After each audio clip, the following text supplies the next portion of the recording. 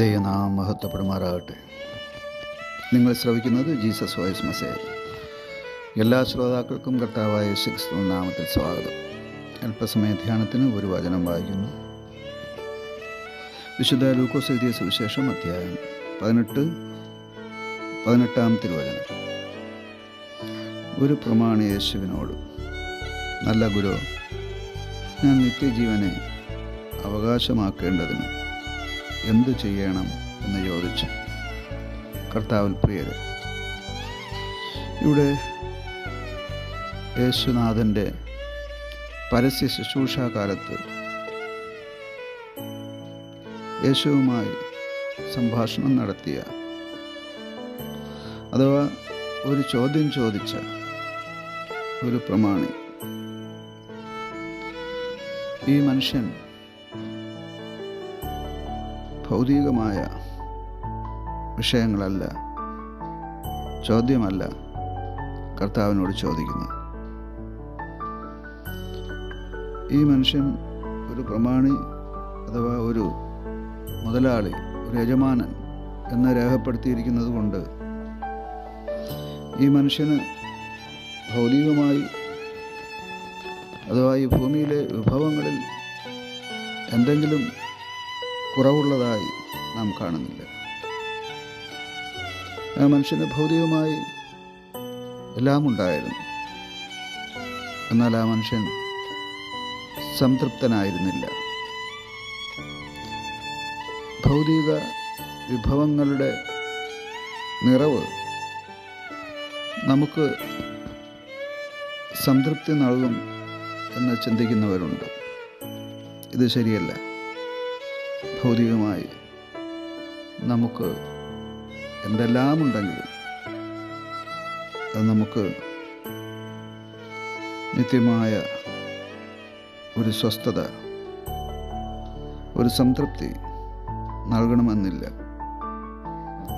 ഈ പ്രമാണിയുടെ ജീവിതം അതാണ് നമ്മെ പഠിപ്പിക്കുന്നത്.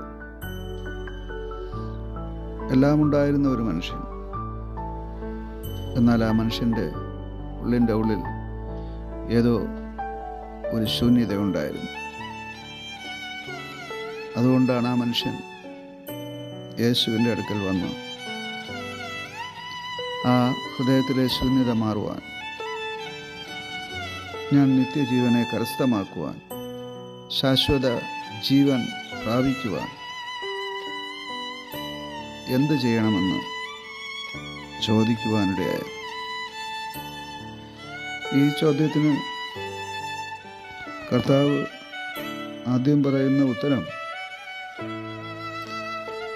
കൽപ്പനകൾ പാലിക്കുക എന്നാണ്. എന്നാൽ ഈ മനുഷ്യൻ അതിന് മറുപടിയായി, ഞാൻ ചെറുപ്പം മുതൽ ദൈവകൽപ്പനകളെല്ലാം കാത്തുകൊണ്ടിരിക്കുന്നു, അനുസരിച്ചു കൊണ്ടിരിക്കുന്നു എന്നാണ് മറുപടി പറയുന്നത്. അപ്പോൾ കർത്താവ് അവനോട് പറയുന്നത്, ദരിദ്രർക്ക് സഹായം ചെയ്യുവാനാണ്. അപ്പോൾ നിനക്ക് സ്വർഗത്തിൽ നിക്ഷേപം ഉണ്ടാകുമെന്നും പറയുന്നു. അത് അനുസരിക്കുവാൻ അവന് കഴിയുന്നില്ല. ഇവിടെ ഒരു ധനവാനായ പ്രമാണിയുടെ ദുഃഖമാണ് നാം കാണുന്നത്.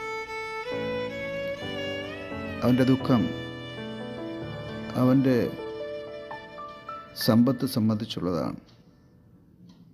അവന് സമ്പത്ത് ഇഷ്ടം പോലെ ഉണ്ട്, എന്നാൽ നിത്യജീവന് വേണ്ടി അത് ചിലവിടുവാൻ അവൻ തയ്യാറല്ല എന്നുള്ളതാണ്. അവൻ്റെ സമ്പത്ത് അവന് നിത്യജീവന് തടസ്സമാണ് എന്നാണ് നാം കാണുന്നത്. നിത്യജീവൻ നമുക്ക് ലഭിക്കുന്നത് നാം എന്തെങ്കിലും നന്മ ചെയ്യുന്നതിൻ്റെ അനന്തരഫലമല്ല. നമുക്ക് വേണ്ടി ദൈവപുത്രൻ കർത്താവായ യേശുക്രിസ്തു കാൽവരിയിൽ നമ്മുടെ പാപങ്ങളെ ചുമന്നുകൊണ്ട് ക്രൂശിന്മേൽ മരിച്ച് അടക്കപ്പെട്ട് മൂന്നാം ദിവസം ഉയർത്തെഴുന്നേറ്റ് ഇന്നും നമുക്ക് വേണ്ടി സ്വർഗത്തിൽ പിതാവായ ദൈവസന്നിധിയിൽ മധ്യസ്ഥ വഹിച്ചുകൊണ്ടിരിക്കുന്നു. ആ ദൈവപുത്രൻ്റെ പ്രവൃത്തിയാണ്, ആ കർത്താവ് നൽകുന്ന വീണ്ടെടുപ്പാണ് എല്ലാ മനുഷ്യർക്കും നിത്യജീവൻ സമ്മാനിക്കുന്നത്. അതല്ലാതെ ഒരു മനുഷ്യൻ്റെ പ്രവൃത്തിയും മനുഷ്യനെ നിത്യജീവനിലേക്ക് നടത്തുന്നില്ല. അതുകൊണ്ട് തന്നെ ദൈവപുത്രനെ അറിഞ്ഞ് അംഗീകരിച്ച് വിശ്വസിച്ച് കൈക്കൊണ്ട് നിത്യജീവൻ പ്രാപിക്കുവാൻ ദൈവത്തിൻ്റെ വചനം കേട്ട എല്ലാ പ്രിയപ്പെട്ടവർക്കും ദൈവം കൃപ ചെയ്യട്ടെ. ആമേൻ.